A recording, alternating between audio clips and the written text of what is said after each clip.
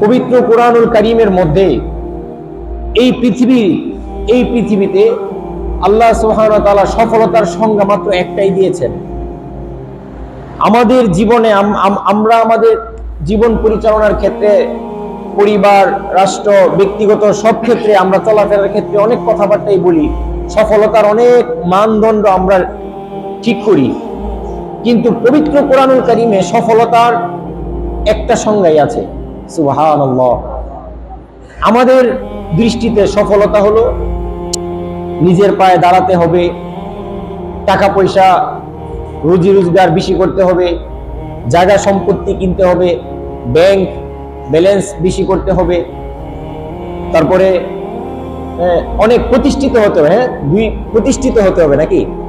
এটাই তো আমাদের সমাজের কথা, এগুলো প্রতিষ্ঠিত হওয়া লাগবে। কিন্তু আল্লাহ রব্বুল ইজ্জাত সফলতার একটা সংজ্ঞা দিয়েছেন। আল্লাহ বলছেন, ফামান যুহজিহা আনিন নারি ওয়া উদখিলাল জান্নাতা ফাকাদ ফাজ। সুবহানাল্লাহ। ফামান যুহজিহা আনিন নার ওয়া উদখিলাল জান্নাহ, সফল হলো সেই ব্যক্তি যে জাহান্নামের আগুন থেকে বাঁচতে পারে এবং জান্নাতের পথে পরিচালিত হতে পারে। ওয়া উদখিলাল জান্নাহ, এবং জান্নাতে প্রবেশ করতে পারে। হাসরের ময়দানে কোটি কোটি উম্মত, কোটি কোটি মানুষ, আল্লাহর বান্দা হাসরের ময়দানে উঠবে। সেখানে ভ্যান চালক উঠবে, রিক্সা চালক উঠবে, মুচি উঠবে, আবার কোটি কোটি টাকার মালিকও কি করবে? উঠবে। কিন্তু সেদিন দেখা যাবে যে আল্লাহ রব্বুল ইজ্জাতের আইন অনুযায়ী চলার কারণে, আল্লাহকে ভালোবাসার কারণে এমন অনেক রিক্সাওয়ালা ভাই আছেন, অনেক ভ্যান চালক ভাই আছেন, অনেক সিএনজি চালক ভাই আছেন, জুতা পালিশ করে মুচি ভাই আছে, দিনে আনে দিনে খায় এমন রাস্তার অনেক দিন মজুর আছে, যারা সেদিন আল্লাহ সুবহানাহু ওয়া তাআলার একটা আদেশ, যাও জান্নাতে প্রবেশ করো, এক আদেশে তারা জান্নাতে প্রবেশ করবে। সুবহানাল্লাহ। আবার অনেক কোটি টাকার মালিক, কিন্তু এই টাকা, এই স্ট্যাটাস, ক্ষমতা, সম্পত্তি তাদের সেদিন কোনো কি আসবে না, কাজে আসবে না। তাহলে আমি অনেক কিছু পেলাম পৃথিবীর মধ্যে, কিন্তু আমি আল্লাহকে পেলাম না, আমি আসলে কিছুই পেলাম না।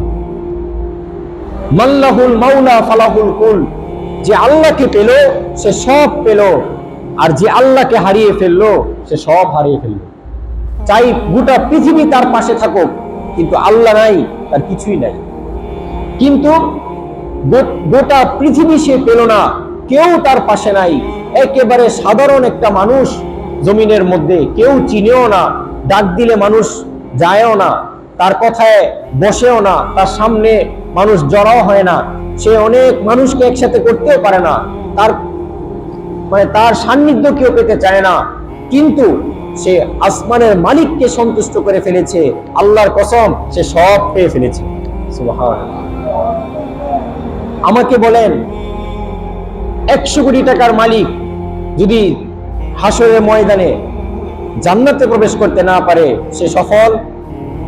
বলেন, সে সফল না। কিন্তু সাধারণ সিএনজি চালক দিনে আনে দিনে খায়, কিন্তু আল্লাহকে সন্তুষ্ট করে হাসরের ময়দানে জান্নাতে প্রবেশ করেছে, সে কি সফল? এই সফলতার সংজ্ঞা সূরা পবিত্র কুরআনুল কারীমের মধ্যে আল্লাহ রাব্বুল ইজ্জাত এই সফলতার সংজ্ঞাটা দিয়েছেন। এজন্য আমরা আল্লাহ রাব্বুল আলামিনের সান্নিধ্যে থাকবো। আল্লাহ বলছেন, ফাফিরু ইলাল্লাহ, ফাফিরু ইলাল্লাহ, তোমরা আল্লাহর দিকে ছুটো। To return back to your Lord, আল্লাহর দিকে ফিরে আসো। আইনা তাযহাবুন, আল্লাহ কোরআনের অন্য জায়গায় প্রশ্ন করছেন, কোন দিকে ছুটছ, কোথায় যাচ্ছ? তোমার এই পৃথিবীতে কে আছে?